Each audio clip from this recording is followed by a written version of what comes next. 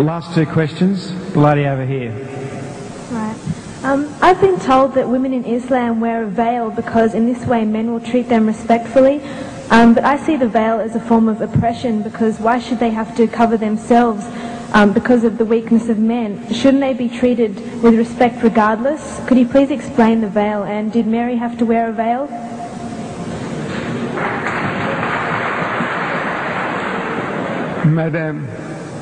Madam, your Bible says, your holy Bible says, Paul is telling you that the woman must cover her head, that the woman who doesn't cover her head, shave off her hair. Your Bible says that.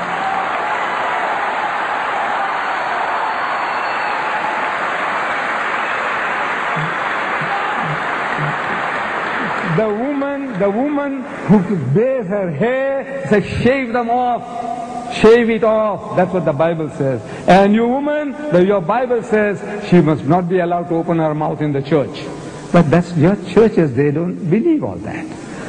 And your people don't believe in that. So you are inviting trouble. Because of this, in America, in New York, no woman is safe after dark. No woman is safe. In France, during daytime, women have been raped in the street, and people just walk by, looking the fun. Say, or maybe they're enjoying themselves. Woman is being raped. No, I said, you are inviting it. Look, this modesty, the nuns, Roman Catholic Church, nobody gives them a second look. If Mary, the mother of Jesus, came along, you won't give her a second look. But my dear sisters, those women on your Gold Coast at Scarborough and all that with bikinis and tangas and G-strings, look,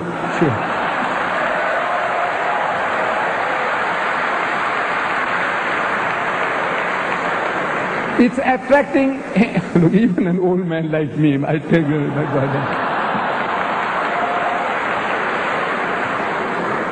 If I went there, I tell you, I'll be burning inside. I'm telling you, look, this is the nature of man. God made us like that. The thing that allures man more than anything on earthly existence is woman. Do you know that? I don't know. The Quran says. زُيِّنَ لِلنَّاسِ حُبُّ الشَّهْوَاتِ مِنَ النِّسَاءِ.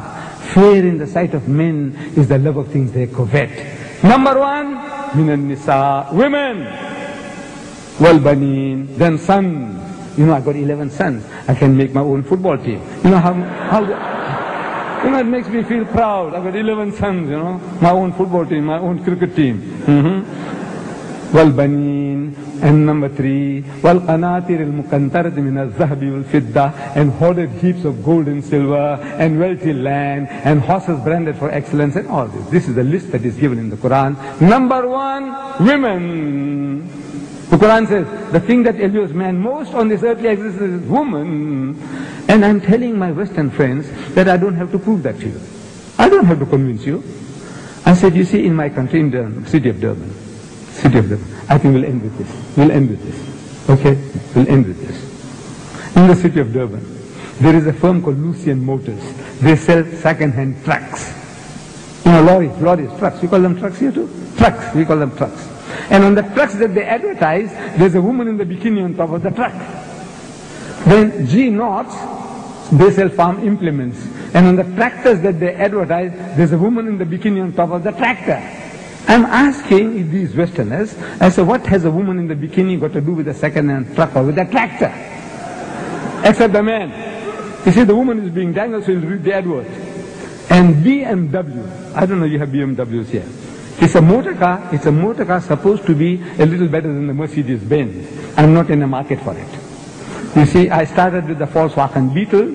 I did 120,000 miles, and I had to change for another Beetle, and another Beetle, and another Beetle. Then they stopped making the Beetles. The Volkswagen Beetle. They started the Golf. So I had to buy Golf number 1, Golf number 2. I'm still not in the market for a BMW.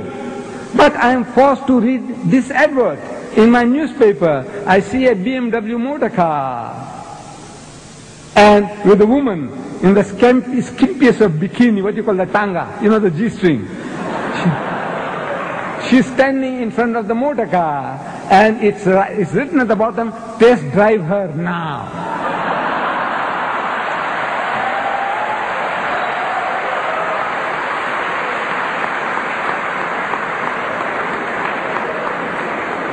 I'm asking the woman of the car. The woman is buying the car. And the her is underlined. Test drive her now. I said, look, this is what you're leading yourself to. This is the Westerner. He sells his mother, his wife, his daughter. His wife is a star, and she's being mangled on the screen, simulating rape. And they enjoy it. You enjoy your wife being simulated. It's not real rape, but you know it's simulated. You can see everything about it. She's being raped, your mother, your wife, your daughter. And you enjoy, your wife is a star. So, sick. No, alhamdulillah, praise be to God, we haven't come to that sickness yet, we Muslims. We try to keep away from it. This is your pleasure, your privilege. We have no right to force you. But we say, you are playing with fire, my child, and you're going to pay the price. You're paying the price now, and you will pay the price.